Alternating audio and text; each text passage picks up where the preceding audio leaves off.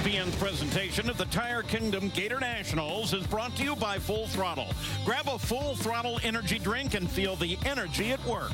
Tire Kingdom, home of the guaranteed lowest price. We will beat anyone's price on tires or you get $200. See store for details. And Castrol GTX High Mileage. Help extend the life of your engine.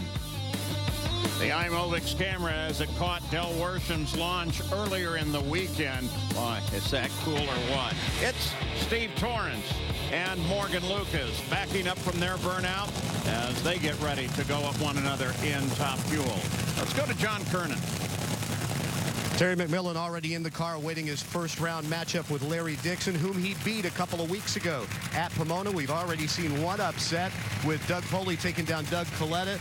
How do you like your chances going up against Dixon there? Well, you know what? Dixon's team's tough. Obviously, they're one of the toughest teams out here. But the Emily Oil and Instigator, you know, hopefully we have something for them today. You know, if I can do my job on the starting line, I believe Richard's giving me a car that I can go A to B today. And hopefully we can do like we did in English or Reading when we both ran 86 and 84. Hopefully I'm on the winning side.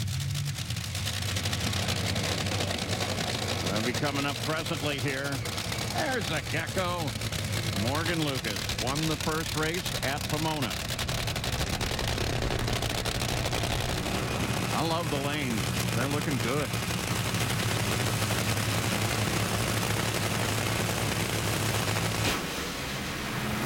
Shoulder out for Morgan. Then he smokes the tires. Wow.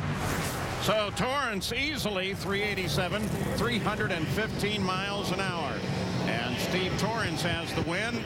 And our most recent winners finds out what it's like to go from champ to a loss in a couple of weeks. Right there. As soon as Morgan hit the throttle, that thing went out, that cylinder was out. And then what happens, it doesn't have the wheel speed early because it's down on power and it's down on clutch application. Goes into that tire shake, and you look at the tires on the bottom there. Starts cupping like that, loses that contact area, and then basically goes up in smoke. And you take a cost of the cylinder heads for each one assembled, about $5,000 to $6,000 for a cylinder heads. And sometimes when that car runs down track with a dropped cylinder, it does a lot of damage to those cylinder heads. Well, we said they'd be coming, and here they are. Larry Dixon and Terry McMillan. Dixon.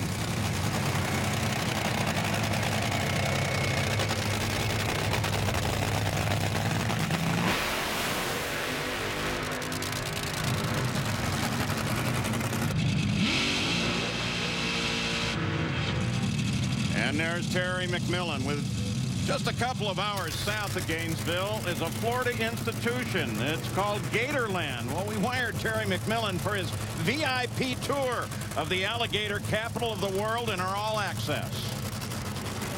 You think driving a car fast is something. Driving a car is easy. How fast can you run?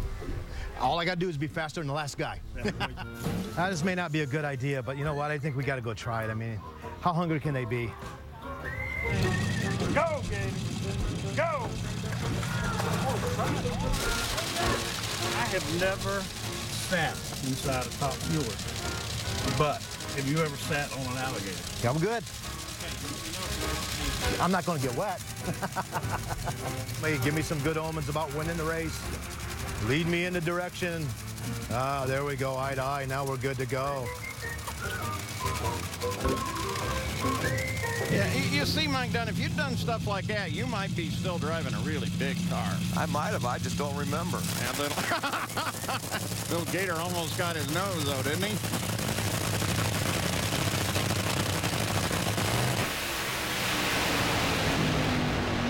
Well, that's Larry Dixon. Left lane this time, 382, 318 miles an hour. So that puts them in balance after the other way they went at Pomona.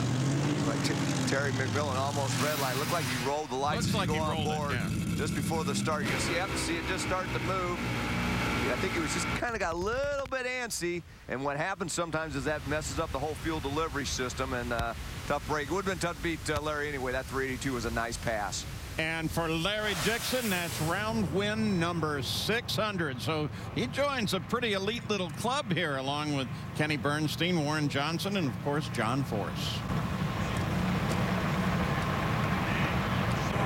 Larry Dixon out of the car, top end, kind of a plain helmet. I wonder what's going on there. Must be trying something new. We'll go to the line once again. Tony Schumacher and Dave Grubnick. Schumacher ran the third fastest speed in history here this weekend. Yeah, I'll tell you, that Army car's been running some big mile an hour, set the mile an hour national record in Pomona. And I'll tell you, Mike Green, Neil Strasbaugh has been doing a good job of tuning that race car. Right now, David Grubnick, he knows he's got his work cut out for him. The Sarge is usually pretty good on the tree, and that car runs very consistently.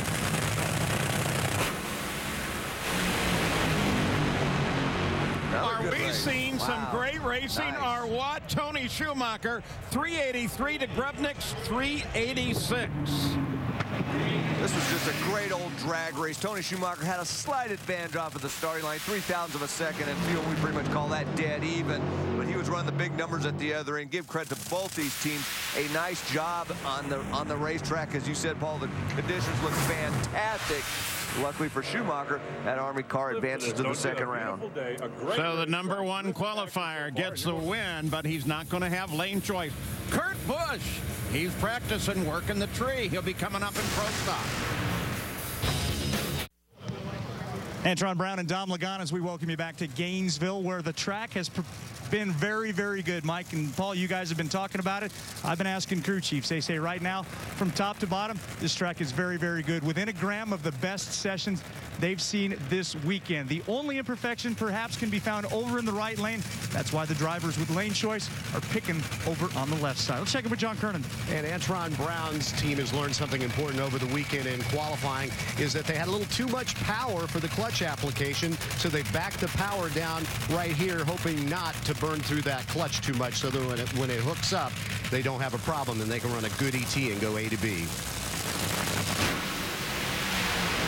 Don Lagana doesn't even get it off the line, but Antron Brown has his problems too. Gets an early shutdown, runs a 419, 209, doesn't matter at all, but he did get the win. Yeah, Don Lagana red light left way before the green light, and as you said, that was a lucky break for Antron because that clutch application is still a little bit off with the in relation to the power. Yeah, it spun the tires out in the middle of the racetrack. Steve Torrance pit. They're working away. They'll face Larry Dixon when they go to second round. Larry Dixon will have lane choice, and it's going to be a tough fight. Back at the starting line, old age and treachery and youth and exuberance. Chris Karamassidis, 82 plus years old. Nobody's really sure, including the Greek. And Spencer Massey, young, vibrant, powerful, and looking to make some new notes here. Won 2 races in his rookie season in 2009, both Chicago and Las Vegas, and he is back. I'll tell you, the other thing is, Spencer is very quick off of the starting line. And he's very... That youth thing, man. Well, and it's not always youth. I've seen a lot of young drivers come in that could cut a quick reaction time, but to do it with the consistency that Spencer Massey can, let me tell you that's some talent right there.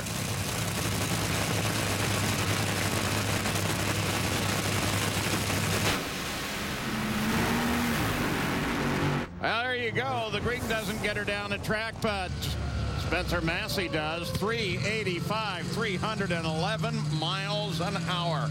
He will face Sean Langdon, and he will have lane choice when he does so. Go on board with Spencer. He had the advantage off of the starting line like we figured he probably would, and then just carried it on down there, made a nice middle-of-the-road pass. At 385, as you said, it advances him to the next round.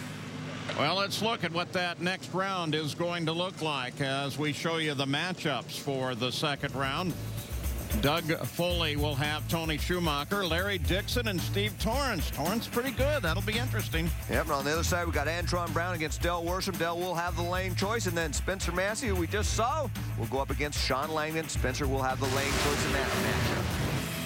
Kurt Busch struggled in both qualifying sessions on Friday. Great run on Saturday. But what can he do against Eric Andrews?